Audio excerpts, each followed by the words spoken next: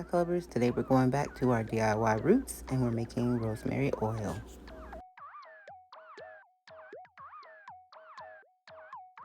So I'm just going to begin by washing my rosemary. Now, I did not originally get to make this when I first bought it, so I did end up freezing the rosemary.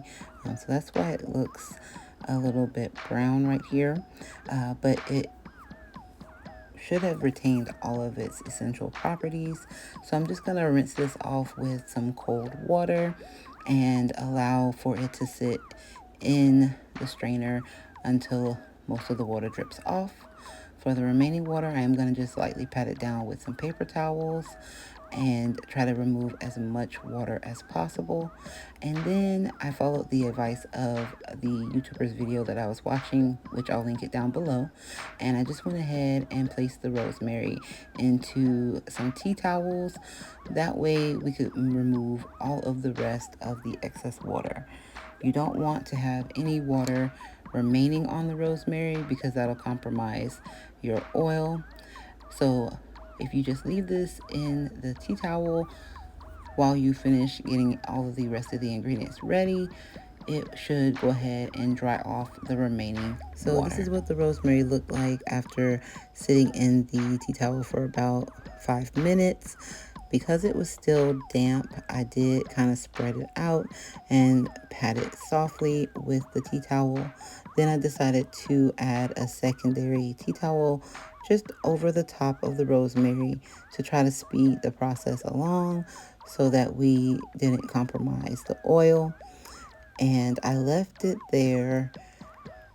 Honestly, I can't remember how long I left it there, but when I came back, the oil or the rosemary was completely dry. So while the rosemary is drying, I'm going to start the process of getting my water to boil. So I'm just going to fill one of my pots with about 3/4 of the way with water. I'm going to add it to the stove on high heat and we're going to let it boil up basically. I am going to check my little pan and just make sure that it's going to sit on top of the pot.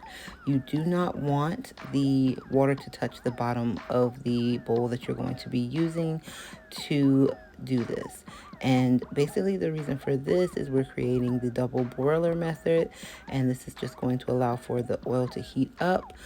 Once we have the rosemary in the oil, it's going to allow for all of the good essential oil from the rosemary to be released, which is going to create our rosemary oil. So here you just see me removing all of the little leaves off of the stems. The easiest method of removing them is to go against the grain basically, and once you slide your fingers down, most of the leaves will just pop right off. It's not a hard process at all. I really thought I added the clip of me adding my jojoba oil and castor oil to the rosemary, but I did not add too much because I was not sure of the ratio and I was just kind of playing around, and I did not want to make a lot from my first batch. So I do believe that I added in about 1/4 cup of the jojoba oil, and then I only did about 2 tablespoons of the castor oil because I just wanted to make a small batch. As you saw, my little plastic bottles with the spout on it were not very big, and since this is my first time trying it, I just wanted to make sure that the rosemary would fully release all of its essence into the jojoba castor oil mix.